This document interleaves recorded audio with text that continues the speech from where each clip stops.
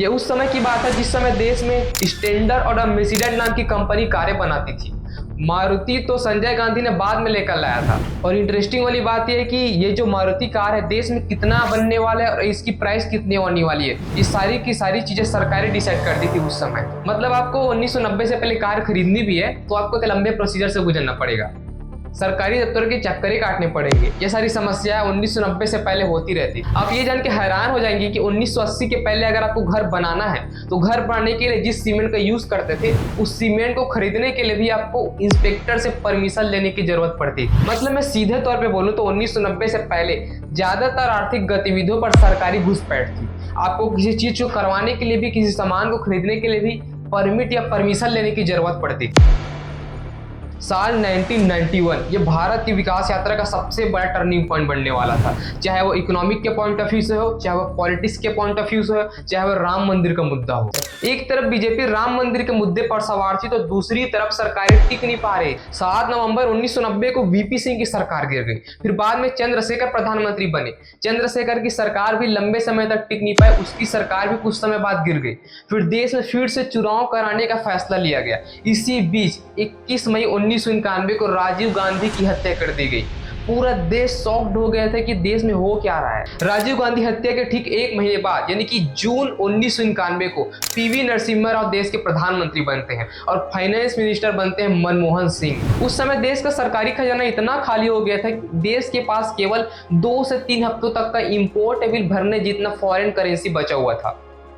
और इधर Bharat international market में डिफॉल्टर कैटेगरी के लिस्ट में आने के धब्बे लगने से बहुत करीब था। भारत का पेमेंट बैलेंस सन 1991 में इतना बिगड़ गया था कि भारत को 2 बार सोना गिरवी रखना पड़ गया।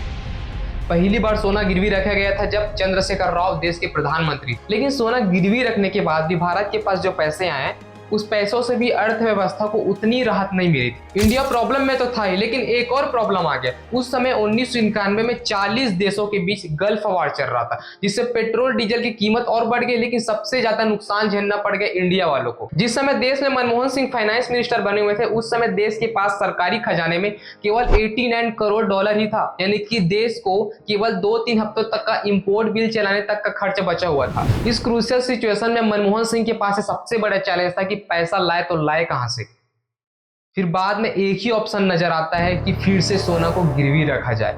इमरजेंसी कंडीशन में भारत ने फिर से सोना गिरवी रख दिया। आरबीआई ने बैंक ऑफ इंग्लैंड और स्विट्जरलैंड जैसे बैंकों में 40 टन से भी ज्यादा सोना को गिरवी रखा है। उस समय हमें इसके बदले 400 मिलियन से भी ज्यादा यूएस डॉलर तक का लोन मिला था। यह उस समय के हिसाब से हमारे लिए सबसे बड़ा बात था। हम बोल सकते हैं कि ये हमारे इंडियन इकोनॉमिक का एक फाउंडेशन बिल्डअप होने की कगार पे ही था। धीरे धीरे हमारी अर्थव्यवस्था पटरी पर आ ही रही थी। फिर मनमोहन सिंह ने एक बहुत बड़ा वाला भूचाल ला दिया, एलपीजी रिफॉर्म्स लाकर, जिससे भारत के बाजार को फॉरेन कंपनीज के लिए ओपन कर दिया गया। धीरे धीरे हमारी फॉरेन करेंसी बढ़ रही थी। और एक खुशखबरी की बात है कि दिसंबर 1991 को भारत सरकार ने आरबीआई को गिरवी रखे हुए सोने को सकुशल वापस लौटा दिया। तो दोस्तों, मनमोहन सिंह ने हमारी भारत की डूबी हुई अर्थव्यवस्था को एक सही डायरेक्शन दिखाया। या यूं कह सकते हैं कि मनमोहन सिंह ने हमारी इंडियन इकोनॉमिक को एक स्ट्रॉन्ग फाउंडेशन दिया। तो ये था आज का वीडियो पसंद आए तो लाइक कीजिए, चैनल को सब्सक्राइब कीजिए, वीडियो को शेयर कीजिए। मिलते हैं अगले वीडियो में, तब तक के लिए जय हिंद।